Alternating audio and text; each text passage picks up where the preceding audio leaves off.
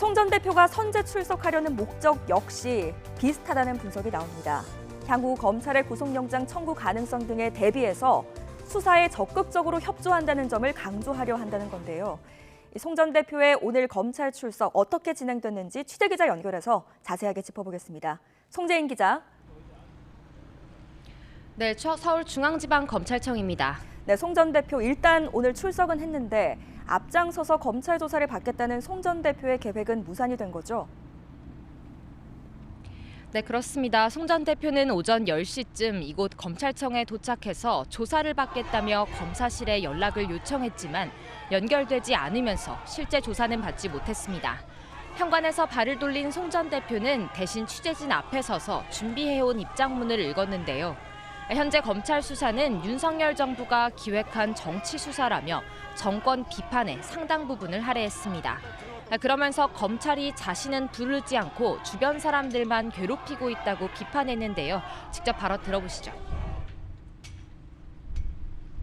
먼지털이식 별건 수사로 주변 사람들을 괴롭히고 인격살인을 하는 잔인한 검찰 수사 형태는 반복되어서는 안 된다고 생각합니다. 주변 사람 대신 저 송영길을 구속시켜 주시기를 바랍니다. 지난 주말부터 진행된 검찰의 추가 압수수색을 송 전 대표가 비판한 겁니다. 검찰이 이정근 전 민주당 사무부총장의 개인 비리를 수사하다가 막히니까 자신의 주변으로 별건 수사에 나선 거라고 강하게 항변했는데요. 특히 압수수색 대상이었던 후원 조직 평화와 먹고 사는 문제 연구소는 자신의 싱크탱크일 뿐이라며 후원금 등을 한 푼도 쓴 적이 없다고 강조했습니다. 돈봉투 살포 의혹 자체에 대해서는 후보였던 자신이 모르는 게 있을 수 있다고 말을 아끼면서도 강내구 한국감사협회장의 녹취록에서 자신이 언급된 데 대해선 구속영장이 기각되지 않았느냐고 반문했습니다. 이어서 들어보시죠.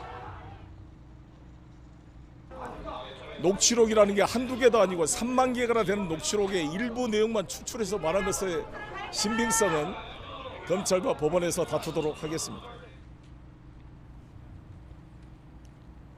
네, 그렇다면 송 전 대표의 조사 언제쯤 이뤄질 것으로 보입니까?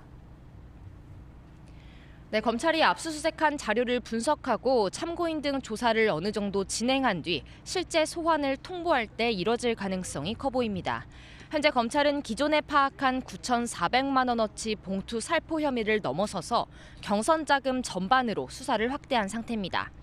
앞서 송 전 대표가 언급했던 외곽 후원 조직 평화와 먹고 사는 문제 연구소에서 또 캠프 지역 본부장과 상황실장들의 자택을 압수수색하면서 확보한 자료를 현재 검찰은 분석하고 있는데요.